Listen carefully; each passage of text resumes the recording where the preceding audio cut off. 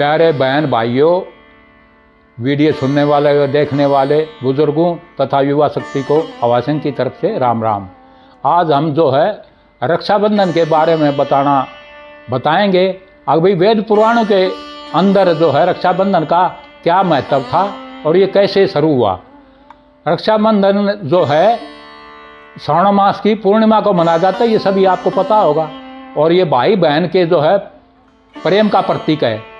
तो वेद पुराणों के अनुसार जो है एक राजा बलि हुए जो राक्षस कुल में पैदा हुए थे।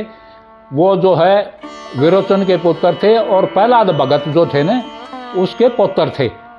तो राजा बलि जो है वो इतने शक्तिशाली थे कि उन्होंने जो है वो स्वर्ग के ऊपर भी अपना आधिपत्य मतलब जमा लिया था।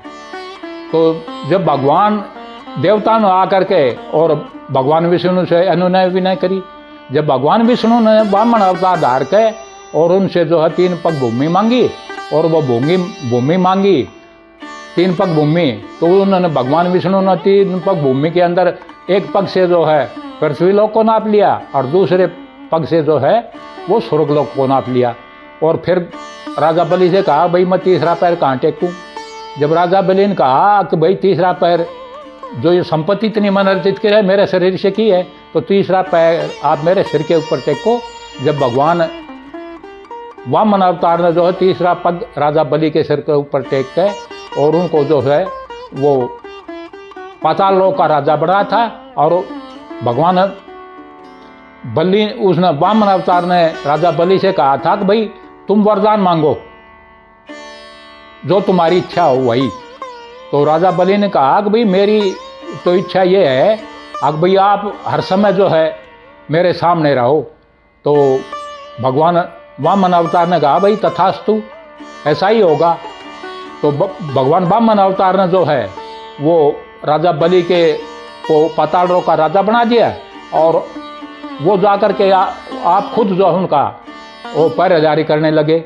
जब माता लक्ष्मी को इस बात का पता चला कि भाई राजा बलि ने जो है भगवान विष्णु को तो वचन दे लिया है और अब जो है अकेली क्षीर सागर में मैं कैसे निवास करूंगी।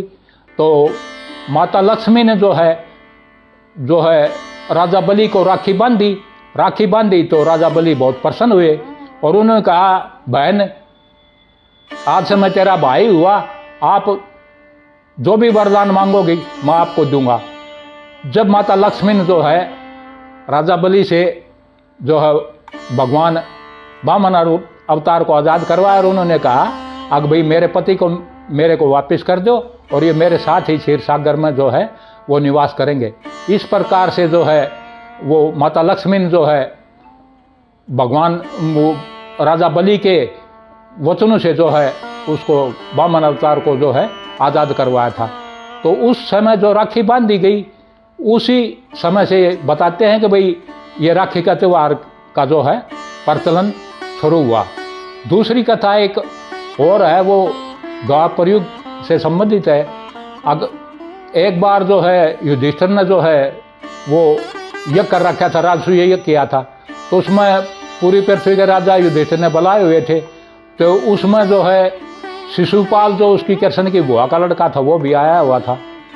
तो शिशुपाल की माता ने जो है शिशुपाल पैदा हुआ जब उसका 4 तो हाथ थे और 3 नेत्र थे। तो उसकी माता ने पत्र दिखाया भाई ये तो लड़का तो बहुत विलक्षण है, 4 हाथ हैं 3 नेत्र हैं। तो उन्होंने बताया कि भाई जो भी कोई इसको आकर गोद में उठाएगा और उठाने इसके 2 हाथ खत्म हो जाएंगे, 3रा नेत्र खत्म हो जाएगा, तो वही इसका वध करेगा शिशुपाल का। तो फिर एक बार श्री कृष्ण जी जो है अपनी बुआ से मिलने गए, उन्होंने जाकर और भाई उसको शिशुपाल को गोद में उठाया। तो उसका 3रा नेत्र भी खत्म हो गया और जो है 2 हाथ खत्म हो गए, वो साधारण इंसान की तरह हो गया। जब उसकी बुआ ने कहा श्री कृष्ण से अब भाई हमने पतड़ा दिखाया था इसका, तो उसमें यह था कि भाई जो इसको गोदी में उठाएगा उससे जो है इसके 3रा नेत्र समाप्त हो जाएगा, 2 हाथ समाप्त हो जाए, वो इसका वध करेगा। तो बेटा मैं इस बात से बहुत चिंतित हो गई हूँ। आग भाई तन्ना इसको गोदी में उठाया, तेरे उठाने से इसके जो है 3रा नेत्र भी समाप्त हो गया, दोनों हाथ भी समाप्त हो गए। तो आपके हाथों से इसका वध होगा तो आप अपने विभाग बुआ की विनती को स्वीकार करना और इसका शिशुपाल का वध मत करना। तो भगवान श्री कृष्ण ने अपनी बुआ को वचन दिया कि बुआ मैं इसकी 100 गलती माफ़ कर दूंगा, लेकिन उसके बाद ये 101 में गलती करेगा ना तो मैं इसको माफ़ नहीं करूंगा। बोले ठीक है बेटा, मैं इसको समझा दूंगी। लेकिन जब यज्ञ में जो है सारी पृथ्वी के राजा इकट्ठे हो रहे थे, उस टाइम जो है युधिष्ठिर ने जो है अग्रिम पूजा के लिए मतलब जो भगवान श्री कृष्ण को चुना कि भाई सबसे पहले पूजा भगवान श्री कृष्ण की होगी। तो शिशुपाल जो है वो क्रोधित हो गए।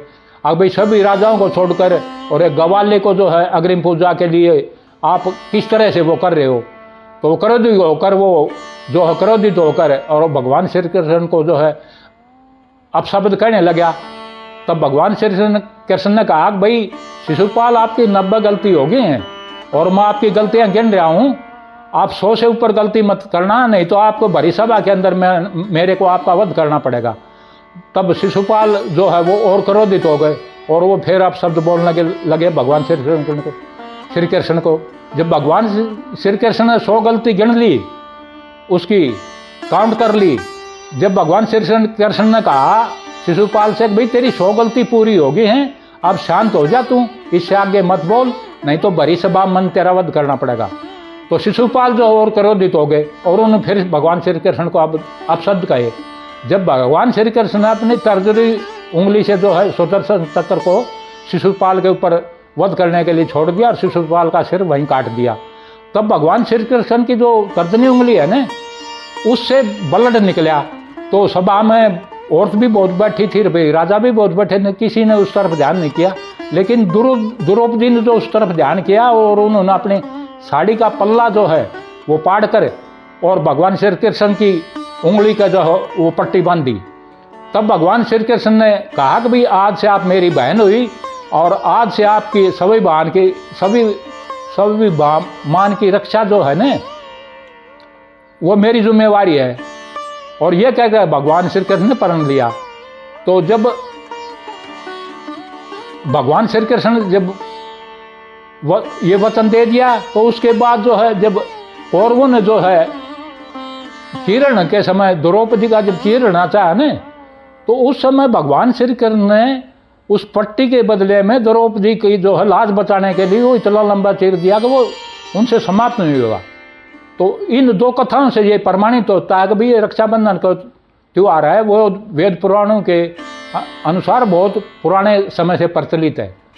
ये कहानी यहाँ समाप्त होती है और आगे जो है वो कहना वीडियो सुनने वाले देखने वाले सभी बहन भाइयों तथा युवा पीढ़ी को हवा सिंह की तरफ से राम राम। यदि ये हमारी प्रस्तुति आपको अच्छी लगी हो तो वीडियो को लाइक करें, शेयर करें तथा हमारे चैनल का जो है घंटी का जो बटन है उसको दबाएं ताकि आने वाली सभी वीडियो की जानकारी आपको तुरंत सबसे पहले मिल सके।